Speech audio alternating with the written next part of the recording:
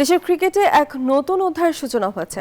Bangladesh cricket বোর্ডের নবগঠিত 11 সদস্যের অ্যাডহক কমিটিতে একমাত্র নারী সদস্য হিসেবে জায়গা করে নিয়েছে সুপ্রিম কোর্টের জ্যেষ্ঠ আইনজীবী ব্যারিস্টার রাশনা ইমাম। আগামী 3 মাসের মধ্যে একটি সুষ্ঠু নির্বাচন আয়োজন নিয়ে কমিটির মূল লক্ষ্য। কেমন হবে এই অন্তর্বর্তীকালীন যাত্রাপথ? নিউজ 24-এর একান্ত সাক্ষাৎকারে রাশনা ইমাম জানিয়েছেন তার পরিকল্পনা ও বর্তমান চ্যালেঞ্জের কথা। তার সাথে কথা বলেছেন সহকর্মী জান্নাতুল কলি। আপনারা যেভাবে বোর্ডে এসেছেন সেই প্রক্রিয়াটাকে কিভাবে দেখছেন? সেই প্রক্রিয়াটা প্রথমেই আমি যেটা করেছি, আমি যেহেতু একজন আইনজীবী, যখন আমাকে অফারটা করা হলো যে কি প্রক্রিয়া ফলো করা হয়েছে, তবে আইনে দেখলাম যে ন্যাশনাল স্পোর্টস কাউন্সিলের যে আইনটা আছে সেখানে স্পষ্ট করে ন্যাশনাল স্পোর্টস কাউন্সিলকে ক্ষমতা দেয়া হয়েছে যে যদি কোনো অনিয়ম ঘটে সেক্ষেত্রে সেই বোর্ডকে বিলুপ্ত করে একটা অ্যাডহক কমিটি বসাতে পারবে।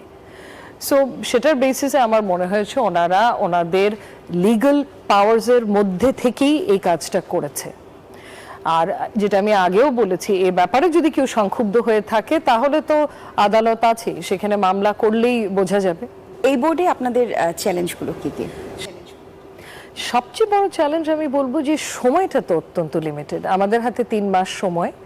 সো এই 3 মাসের মধ্যে আমাদের মূলত দুটো জিনিস ডেলিভার করতে হবে, কারণ ন্যাশনাল স্পোর্টস কাউন্সিল যে আমাদের নিয়োগ করে চিঠিটা দিয়েছেন সেখানেই লেখা আছে যে ডে টু ডে অ্যাক্টিভিটিস আমাদেরকে পরিচালনা করতে হবে এবং তার সাথে একটা নির্বাচন আমাদেরকে দিতে হবে। এর থেকে খুব বেশি যে করতে পারবো তা না, বাট তাও আমরা চেষ্টা করছি কিছু systems to put in place, যে সিস্টেমগুলো পরবর্তী যে নির্বাচিত কমিটি আসবে তারা বাস্তবায়ন করবে। তামিম ইকবালের সাথে বিসিবিতে কাজ করা শুরু করলেন, কেমন লাগছে? তামিম ইকবাল সাহেবের সাথে কাজ করে আপাতত খুব ভালো লাগছে, কারণ ওনার লিডারশিপ স্টাইলটাই হচ্ছে ইনক্লুসিভ, মানে কোনো সিদ্ধান্তই যে উনি নিয়ে নিচ্ছে এবং চাপিয়ে দিচ্ছে বোর্ডের অন্যান্যদের উপর তা না, আলাপ আলোচনার মাধ্যমে করা হচ্ছে।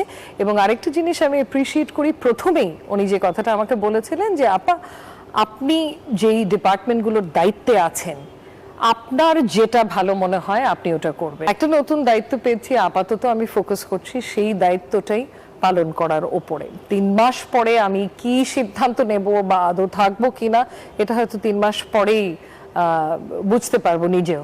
যুক্তরাষ্ট্রের 1 নম্বর জিম চেইন গোল্ডস জিম এখন আবারও বাংলাদেশে।